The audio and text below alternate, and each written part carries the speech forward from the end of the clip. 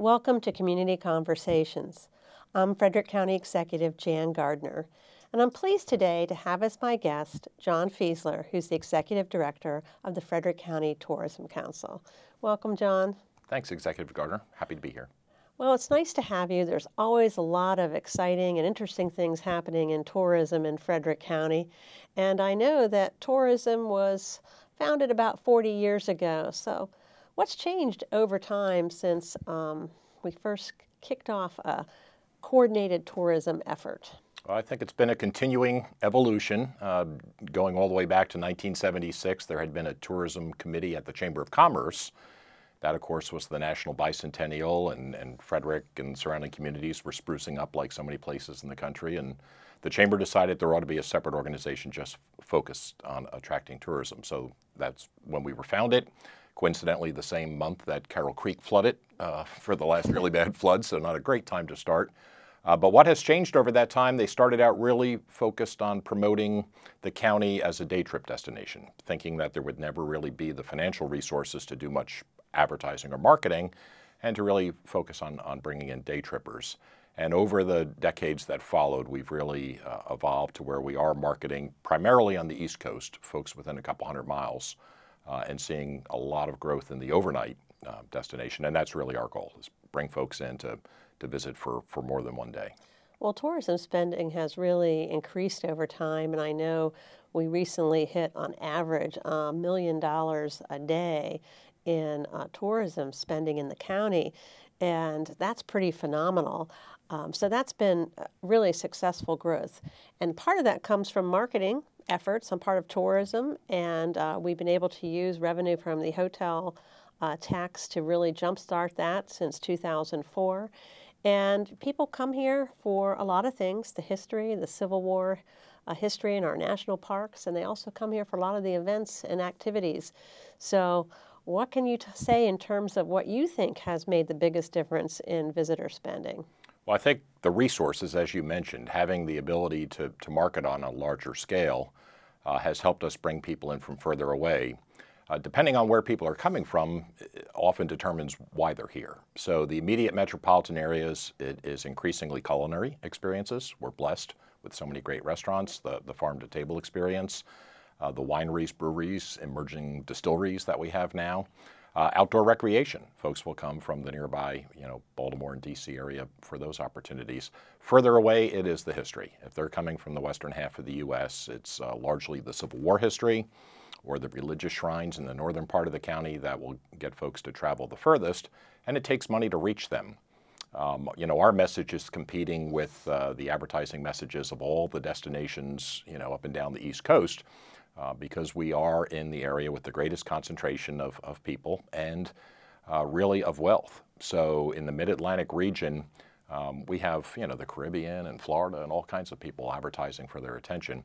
So since we've had the hotel tax in 2004 and been able to ramp up our marketing efforts, we've been very happy to see that growth in the visitor spending. I'll be honest, if we didn't exist, people would still come here for lots of different reasons. So we look at what's the increment, what are we able to influence? And if you look at the baseline of where Frederick County had been trending, ranked 11th among all the counties in Maryland in terms of visitor spending, if we had stayed in 11th place over the time since the tax passed in 2004, we would have brought in a little more than $3 billion on the track we were on. As it turns out, we brought in over $4 billion. So an incremental $1 billion over that $3 that would have come in, we're pretty happy to see that. And as you mentioned, there's always a lag with these figures, but in 2014, the most recent numbers available, visitors from at least 50 miles away spent $384.5 million, so more than $1 million a day on average. Yeah, that's quite incredible. Now, the visitor center, which I still kind of think of as new, is really about 5 years old. And I know that a lot of tourist bus come and stop there. A number of other people who are coming to the county and looking for things to do stop there. So how important do you think that having that visitor center, that welcome center on East Street is to tourism in Frederick County? We've been really happy with how it's worked out. If you think back to that period 5, 6 years ago, State Highway had announced the building of a new interchange, the bridge on 70, extending East Street out there, and really a new gateway into downtown Frederick, at a time when the industry was wondering, are visitor information centers still relevant in the age of your phone being able to tell you lots of information, or GPS in the car? Our philosophy was, yes, they are. They just can't be the same as they used to be. It can't just be brochures and a desk anymore. And that's why we do have the exhibits, from video to three-dimensional objects to the multi-screen film that we show in the theater. And what we're seeing is that we don't get as many questions about, can you tell me where the Civil War Medicine Museum is or what time they're open till today, because people can find that out. We get them coming to the desk and saying, okay, we're here, where should we start? Right. Somebody told them this was a great place to visit, and that gives us the chance to interact personally with them and get a better sense of what they're interested in. And since we have something for everybody, we can sort of customize an itinerary for them. Well, I don't think that most people recognize that the visitor center is actually funded, the debt service is actually paid for by revenue from the hotel tax. So I think that's been another successful use of that revenue stream. But there's also been money that has gone out through trip grants or grants to various organizations in the county that are involved in some way in promoting tourism, whether they're a museum or some other similar kind of entity. So how do you think this distribution of money out into all corners of the community has helped? We've seen great results with a lot of the organizations that have been taking advantage of that program. It's our Tourism Reinvestment and Promotion Product, or TRIP program. We're going to be able to increase that with the recent passage of the change in the hotel tax rate, so to grow that program, in addition to establishing another fund that we've talked about for years, being able to complement the efforts of the communities that have become certified Maryland Main Streets, or those that are pursuing that path. Because in fact, we're kind of like the press agent. We're not doing the things that bring people here. We're just spreading the word. And so we're blessed to have folks from one end of the county to the other that are developing great attractions or putting on these great events, whether it's non-commercial or whether it's the businesses that are such great attractors. We just help spread the word. And having that funding and being able to turn around and reinvest it, whether it's a Main Street or an arts group or somebody that's doing a festival, or the attractions that are open 12 months a year, helps spread the word, and that helps bring more people in to make them successful and therefore make the county overall successful. Well, there's certainly a lot of events and a lot of festivals in the county and a lot of tourism attractions as well. So recently, the county council did increase the hotel tax from 3%, which was really the lowest in the state, to 5%, which still makes us one of the lowest in the state. How do you see that revenue stream, that new revenue stream, being invested in the county, and how do you see that as helping us to expand tourism to even greater heights?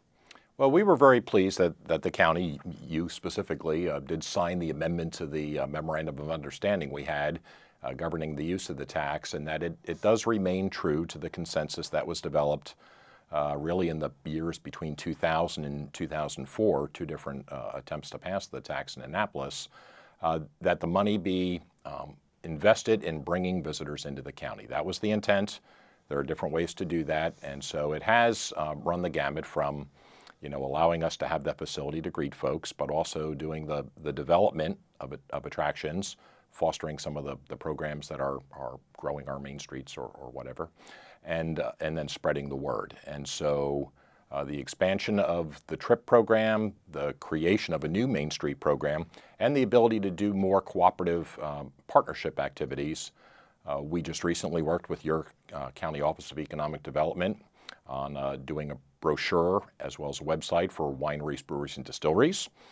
We actually purposely chose to print it in small quantities because they're emerging so quickly, which is great.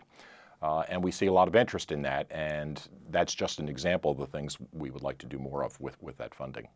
Yeah, it does seem that new emerging field is really expanding in terms of citizen interest. I know all those brochures went right out the door as people wanted to go out and see what was new in the county in terms of wineries and breweries and distilleries, and we even have some that are combined. We have one a winery and brewery combined.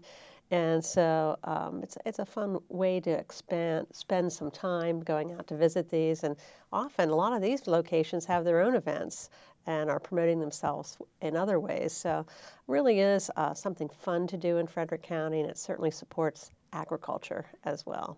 It does, and we're very fortunate that, and we certainly appreciate the support that the county gives those folks that, perhaps it's been a farm that's been a dairy operation for generations, and they're at the point where they decide they can't do that anymore, but they want to keep the land in an agricultural use, being able to plant grapes or make, do a creamery or whatever it might be, has been wonderful. And as you said, it gets folks out into our countryside so they discover the historic covered bridges or some of the historic sites that are out along the way.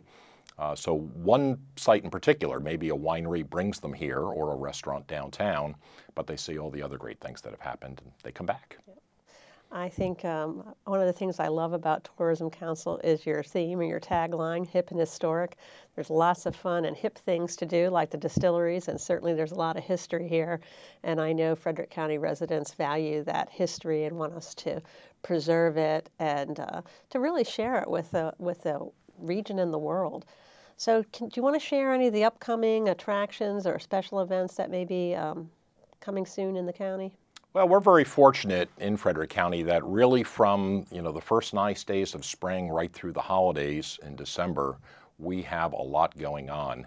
I knew from my previous career here working at Frederick radio stations and reading the little 3x5 index cards about this event or that event coming up over the weekend that we had a lot going on. It wasn't until I worked here and actually saw how our calendar of events and tourism compared to other areas that I realized just how blessed we are. We have a lot of great folks that work very hard, usually as volunteers, putting these events together. Certainly in the fall season, some of the classics like Color Fest continue to attract people far and wide. In more recent decades, we've seen the great number of holiday events that happen that get folks out even when the weather turns.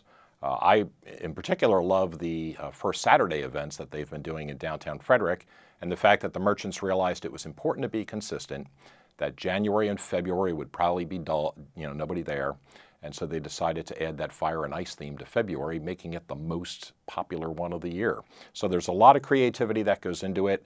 As I said, we're kind of like the press agent. We just get to brag about what other folks are doing, but it really helps keep the season going almost year-round for us. So if people want to find out more, get more information about what's happening in the county, whether they want something to do as a resident living here or they want something to do when they have visitors coming from out of town, where can they find information? Our website is the easiest, visitfrederick.org. The calendar of events on there is really the most used part of the site, and so we put a lot of time and effort into keeping that up to date and comprehensive. And of course, we always invite folks to stop into the Frederick Visitor Center, 151 Southeast Street, especially if they haven't been there before. The focus of that building is obviously for folks that don't live here, but we do get a lot of local residents bringing their out-of-town company in, and it's a great place to start a visit like that. And there's so many things happening in the county. I think there's something new to learn for everyone, and there's something fun to do for everyone. Amen. So thank you for all you do to support tourism in Frederick County. It's an important part of economic development, and I really think it's something that helps make Frederick County a special and unique place to live. Thank you. We appreciate the county's support and yours in particular. All right. Thank you for joining us. I hope you learned a little bit about what's happening with tourism in Frederick County. Get out and enjoy this wonderful place that you live. Go to an event, visit a farm, a winery, a brewery, a distillery. There's lots to do in Frederick County, lots of history and outdoor activities. So enjoy Frederick County. You really can have a staycation right here in our community. Thank you for joining us.